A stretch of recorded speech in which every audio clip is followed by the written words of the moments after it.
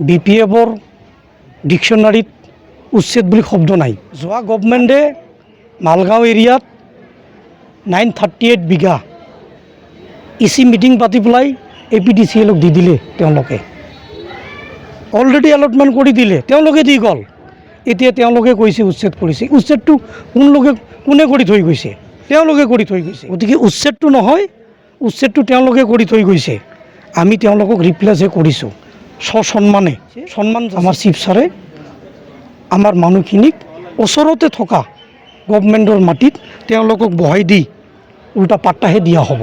আৰু লগতে চিফ ছাৰে কোৱাৰ দৰে অসম চৰকাৰে 50,000 দিব আৰু আমাৰ BTC চৰকাৰে 2.5 লাখ টকা দিয়া হ'ব।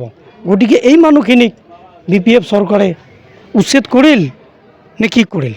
গতিকে ইয়াৰ উত্তৰটো আপোনালোকে জানে। মালাগাঁৱত যিটো উচ্ছেদ চলি আছে তাতে কোচ ৰাজবংশী মানুহখিনিক কোনো সংস্থাপন দিয়া হোৱা নাই বুলি বিভিন্ন মহলত চৰ্চা চলি আছে। এই ক্ষেত্ৰত আপুনি কি কয়?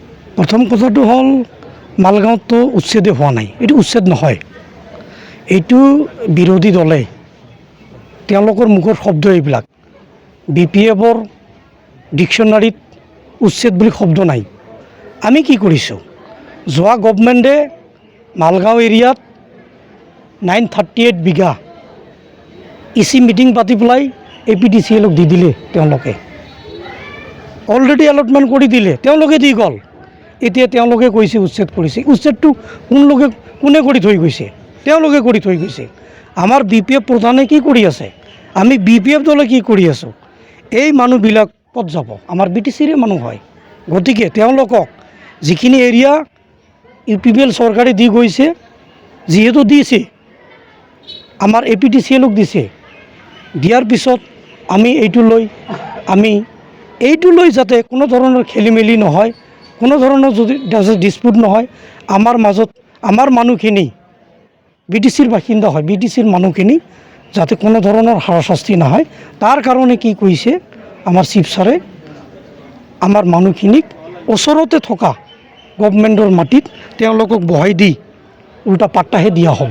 আৰু লগতে চিফ ছাৰে কোৱাৰ দৰে অসম চৰকাৰে 50,000 দিব আৰু আমাৰ BTC চৰকাৰে 2.5 লাখ টকা দিয়া হ'ব।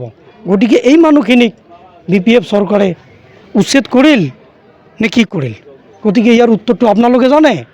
গতিকে উচ্ছেদটো নহয়, উচ্ছেদটো তেওঁলোকে কৰি থৈ গৈছে। আমি তেওঁলোকক ৰিপ্লেচহে কৰিছোঁ সন্মানে, সন্মান যাচি পেলাই।